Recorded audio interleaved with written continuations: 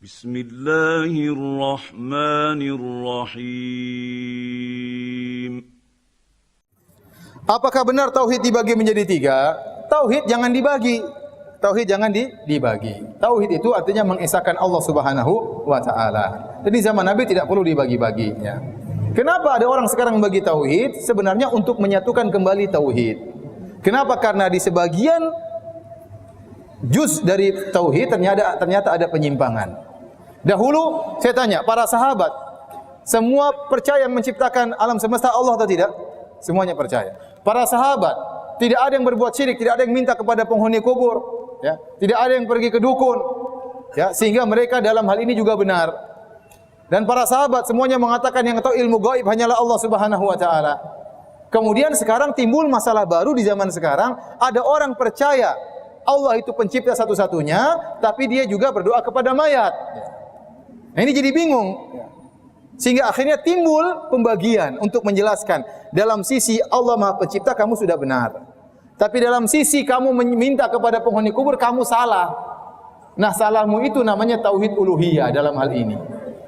Adapun meyakini Allah mencipta itu sudah benar. Ini disebut dengan istilah tauhid rububiyah. Maka saya katakan asalnya tauhid tidak perlu dibagi.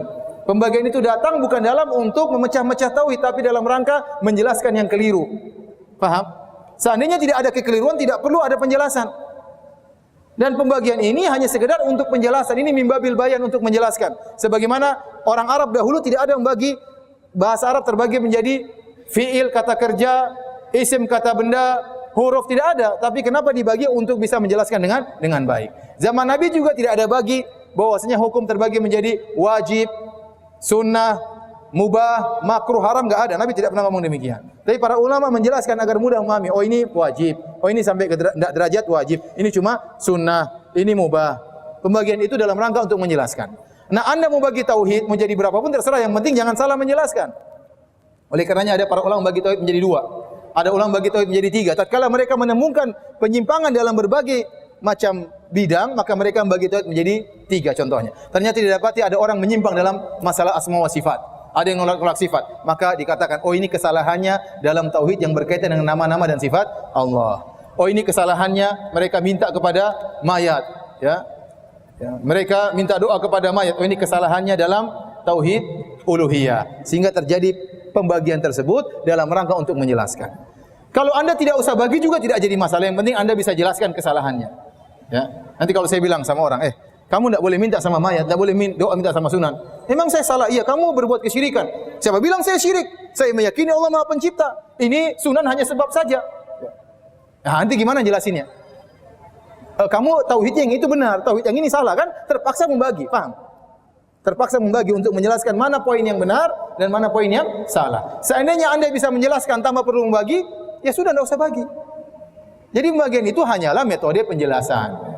Ternyata mereka yang mengingkari pembagian juga bagi-bagi tauhid. Orang-orang Asy'ariyah dalam buku mereka membagi tauhid menjadi tiga. Mereka mengatakan annallaha wahidun fi dzatihi, wahidun fi af'alihi, wahidun fi sifatihi. Mereka mengatakan Allah itu Maha Esa dalam zatnya, Maha Esa dalam perbuatannya, Maha Esa dalam sifat-sifatnya. Bagi tiga atau tidak? Bagi tiga. Tauhid, tauhid, tauhid. Sebagian orang-orang sufi bagi mengatakan tauhid ada tiga. Pertama tauhidul khassah. Tauhidul ammah, yang pertama tauhidnya orang awam. Yang kedua tauhidul khassah, tauhidnya orang khusus. Yang ketiga tauhidul khassatil khassah, tauhidnya orang super khusus. Tiga juga dibagi. Ya terus, ya kita enggak permasalahkan nanti bagi 3, bagi 4, bagi 10. Yang penting kontennya benar. Paham? Itu intinya. Kemudian mengatakan orang bagi tauhid menjadi 3 seperti orang Kristen, ini enggak nyambung, ini balul, enggak ngerti. Ya akhi subhanallah taqillah, mereka tahu itu bukan begitu maksudnya, tapi dibawa lari kepada hal tersebut. Ini berarti ya membuat fitnah. Dia tahu maksudnya bukan begitu. Dia tahu kita membagi tauhid bukan itu maksudnya, bukan mengatakan Tuhan ada 3. Kenapa disama-samakan dengan Trinitas? Ini pendustaan seperti ini, pembodohan. Yang lain tinggal mengaminkan. Ya.